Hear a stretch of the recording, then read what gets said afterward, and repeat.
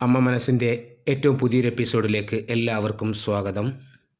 Channel പുതുതായി കാണുന്നവരുണ്ടെങ്കിൽ ഇഷ്ടപ്പെട്ട സബ്സ്ക്രൈബ് ചെയ്ത് കാണണേ. സിദ്ധാർത്ഥിനെ വിളിക്കാൻ മുകളിൽ റൂമിലേക്ക് വന്ന ചന്ദ്രികയോട് സിദ്ധാർത്ഥ് പറയാണ്, ചന്ദ്രികെ, എന്താണെന്നറിയില്ല, എൻ്റെ മനസ്സ് എനിക്ക് നിയന്ത്രണമില്ലാതെ പതറുന്നു. നിന്നെയും മലറിനെയും എങ്ങനെ പിരിഞ്ഞിരിക്കുമെന്ന് എനിക്കറിയില്ല. അപ്പോൾ സങ്കടത്തോടെ ചന്ദ്രിക അവനെ നോക്കുകയാണ്. സിദ്ധു വീണ്ടും പറയാണ്, മലര് ഞാൻ അമേരിക്കയിലേക്ക് പോകരുത് എന്ന് പറഞ്ഞ് കരയുകയാണ്. അവളെയാണെങ്കിൽ പറഞ്ഞ് മനസ്സിലാക്കാനും ആകുന്നില്ല. നിങ്ങളെ ഞാൻ കഷ്ടപ്പെടുത്താൻ ആഗ്രഹിക്കുന്നില്ല. അപ്പോൾ ചന്ദ്രിക പറയാണ്, എന്നെ കൊണ്ടാണ് സാർ നിങ്ങൾക്ക് ആവശ്യമില്ലാത്ത ഓരോ പ്രശ്നങ്ങൾ വരുന്നത്. ഞാനും മലറും ആ ഗ്രാമത്തിൽ തന്നെയാണ് ഇപ്പോഴുമെങ്കിൽ നിങ്ങൾക്കൊരു പ്രശ്നവും ഉണ്ടാവില്ലായിരുന്നു. ഞങ്ങൾക്ക് വേണ്ടി നിങ്ങൾ ഒരുപാട് കഷ്ടപ്പെടുന്നു. അത് ആലോചിക്കുമ്പോൾ എനിക്ക് കുറ്റബോധം വരുന്നു. അപ്പോൾ ചന്ദ്രികയെ പ്രേമത്തോടെ നോക്കി അവൻ മനസ്സിൽ ചന്ദ്രികയോടായി പറയാണ്, ചന്ദ്രികയെ, എനിക്ക് അമേരിക്കയിലേക്ക് പോകാൻ ഒട്ടും താല്പര്യമില്ല.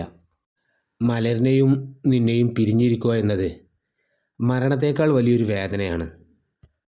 നീ എന്നെ സ്വീകരിച്ചു എന്നൊരു വാക്ക് പറഞ്ഞാൽ പിന്നെ ഞാൻ എന്തിനാ അമേരിക്കയിലേക്ക് പോകുന്നത്? അപ്പോൾ അവൻ മനസ്സിൽ പറഞ്ഞത് കേട്ടു എന്നതുപോലെ ചന്ദ്രിക തിരിച്ച് മനസ്സിൽ പറയുകയാണ്, സാർ, നിങ്ങളുടെ കൂടെ ജീവിക്കാനുള്ള ഒരു യോഗ്യതയൊന്നും എനിക്കും മലറിനും ഇല്ല സാർ. എനിക്ക് നിങ്ങൾ US പോവേണ്ട എന്ന് പറയാൻ നല്ല ആഗ്രഹമുണ്ട്. പക്ഷേ എന്നെക്കൊണ്ട് അങ്ങനെ പറയാൻ കഴിയുന്നില്ല സാർ. നിങ്ങളുടെ സ്നേഹം എനിക്ക് സ്വീകരിക്കാനും പറ്റുന്നില്ല. നിങ്ങൾ ഞങ്ങളെ വിട്ടു പോകുന്നത് നിങ്ങൾക്ക് മാത്രമല്ല സാർ, ഞങ്ങൾക്കും അതൊരു വലിയ വേദനയാണ് സാർ എന്ന് പറഞ്ഞു ചന്ദ്രിക കരയാണ്. അപ്പോൾ സിദ്ധു ചോദിക്കുകയാണ്, എന്താ ചന്ദ്രിക, എന്താ കരയുന്നേ? അറിയില്ല സാർ, എൻ്റെ മനസ്സ് എൻ്റെ നിയന്ത്രണത്തിലല്ല സാർ. എൻ്റെ കണ്ണിൽ നിന്ന് വരുന്ന കണ്ണുനീര് എനിക്ക് തടുക്കാൻ കഴിയുന്നില്ല സാർ. അത് കേട്ടതും സിദ്ധാർത്ഥിനും കരച്ചിൽ വരും. അവൻ കണ്ണൊന്ന് തുടക്കുകയാണ്. എന്നിട്ട് സിദ്ധു പറയാണ്, നിൻ്റെ മനസ്സിലിരിക്കുന്ന വിഷയം വായ കൊണ്ട് പറഞ്ഞില്ലെങ്കിലും കണ്ണുകൊണ്ട് പറയുന്നുണ്ട്. എനിക്കത് മനസ്സിലാവുന്നുണ്ട് ചന്ദ്രിക. എന്നാൽ ഇങ്ങനൊരു സിറ്റുവേഷൻ ആർക്കും വരരുത്.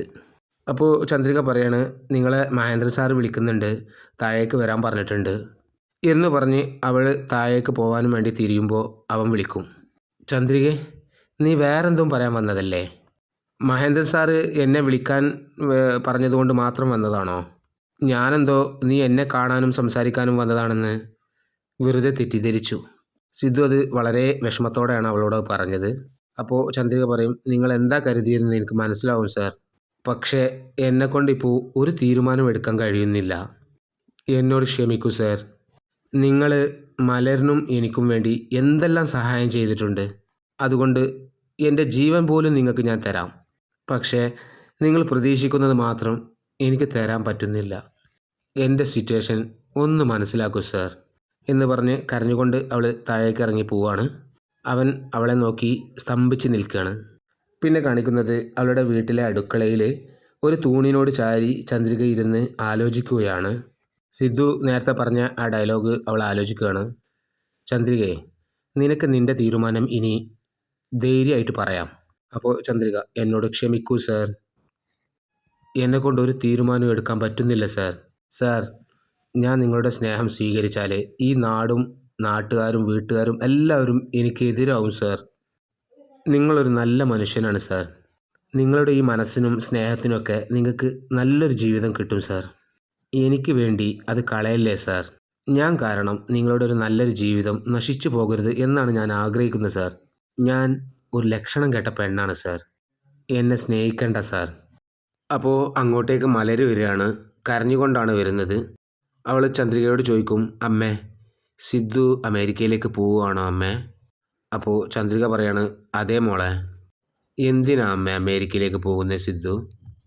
അവർക്ക് ഒരു പുതിയ ജോലി കിട്ടിയിട്ടുണ്ട്, അതാണ് മോളെ. എപ്പോഴാണ് അമ്മ തിരിച്ചു വരിക? അപ്പോൾ ചന്ദ്രിക പറയാണ്, അവരിനി തിരിച്ചു വരുമോ എന്ന് അറിയില്ല മോളെ. അപ്പോൾ മലര് പൊട്ടിക്കരഞ്ഞുകൊണ്ട് പറയാണ്, സിദ്ധു അമേരിക്കയിലേക്ക് പോകരുത് അമ്മേ. ഞാൻ സിദ്ധുവിനെ വിടില്ല അമ്മേ.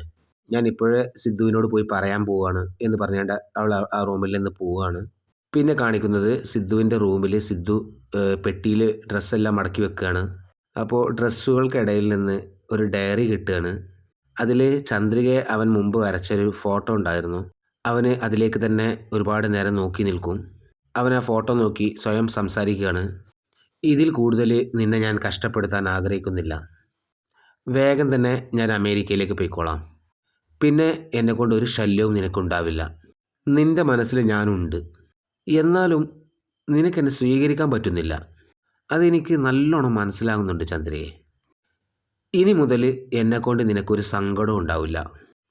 ഇനിയെങ്കിലും നീ സമാധാനത്തോടെ ജീവിക്കൂ. അപ്പോൾ അങ്ങോട്ടേക്ക് മേഘയും മുത്തശ്ശിയും വരികയാണ്. മേഘ വിളിക്കും, സിദ്ധു. അപ്പോൾ സിദ്ധു നോക്കും. അപ്പോൾ മേഘ പറയാണ്, അമേരിക്കയിലേക്ക് പോകുന്നതിന് ഡ്രസ്സൊക്കെ പാക്ക് ചെയ്യണമെന്ന് തോന്നുന്നു. അതെ മേഘ. അല്ല, അമേരിക്കയിലേക്ക് പോയിട്ട് തിരിച്ച് എപ്പോൾ വരാനാണ് ഉദ്ദേശം?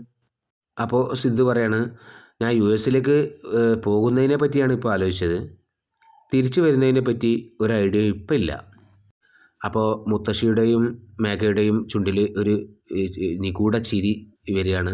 അവർ സന്തോഷിക്കുകയാണ്. കാരണം കമ്പനിയൊക്കെ തൻ്റെ കൈകളിലേക്ക് വരികയാണല്ലോ എന്നുള്ളതിൽ. എന്നിട്ട് മേഘ ചോദിക്കുകയാണ്, സത്യമാണോ? അപ്പോൾ നീ അവിടെ തന്നെ സെറ്റിലാവാൻ പോവാണോ? തിരിച്ചിനി ഇങ്ങോട്ടേക്കില്ലേ? അപ്പോൾ സിദ്ധു പറയാണ്, ആ അതിനും ചാൻസ് ഉണ്ട്. അപ്പോൾ മേഘ മുത്തശ്ശിയുടെ മുഖത്തേക്ക് നോക്കും. മുത്തശ്ശി തിരിച്ചു നോക്കും.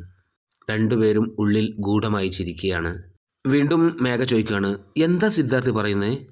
അപ്പോൾ അതിൽ മുത്തശ്ശി ഇടപെട്ട് കണ്ട് പറയാണ്, എന്താ മേഘ, സിദ്ധാർത്ഥിന് ഇവിടെ ഇഷ്ടമില്ലാത്തതുകൊണ്ടല്ലേ അമേരിക്കയിലേക്ക് പോകുന്നേ? എന്തിനാ അവൻ തിരിച്ചു വരുന്ന കാര്യത്തെപ്പറ്റി പറയുന്നേ? ഇവിടത്തെക്കാളും സന്തോഷമായിരിക്കും സിദ്ധുവിന് അമേരിക്കയിൽ. എന്നിട്ട് ചിരിച്ചുകൊണ്ട് സിദ്ധുവിനോടായി മുത്തശ്ശി ചോദിക്കും, അല്ലേ സിദ്ധു? ഇവരുടെ ഉദ്ദേശം മനസ്സിലാക്കിയെന്നോണം സിദ്ധു അവരുടെ മുഖത്തേക്ക് ഇങ്ങനെ നോക്കി നിൽക്കും. എന്നിട്ട് മേഘ വീണ്ടും ചോദിക്കുകയാണ്, അല്ല സിദ്ധു, നീ അമേരിക്കയിലേക്ക് പോകുന്നതിന് നിൻ്റെ ഫ്രണ്ടാണോ കാരണം, അതോ വേറെ വല്ല കാരണമുണ്ടോ? സിദ്ധുവിന് ആ ചോദ്യത്തിലെ ഉദ്ദേശം എന്താണെന്ന് മനസ്സിലായതുകൊണ്ട് മുഖത്തൊരു പുച്ഛഭാവം വരുത്തിക്കൊണ്ട് പറയാണ്, വേറെ ഒന്നുമില്ല മേഘ. മേഘ വീണ്ടും പറയാണ്, നീ അമേരിക്കയിലേക്ക് പോകുന്നത് എനിക്കിപ്പോഴും വിശ്വസിക്കാൻ പറ്റുന്നില്ല. അച്ഛൻ്റെ ബിസിനസ്സും വീട്ടുകാരെയും എല്ലാവരെയും വിട്ട് നീ എങ്ങനെ പോകുമെന്നാണ് എനിക്ക് സത്യമായിട്ടും ഭയങ്കര അത്ഭുതമായിട്ടാണ് തോന്നുന്നത്.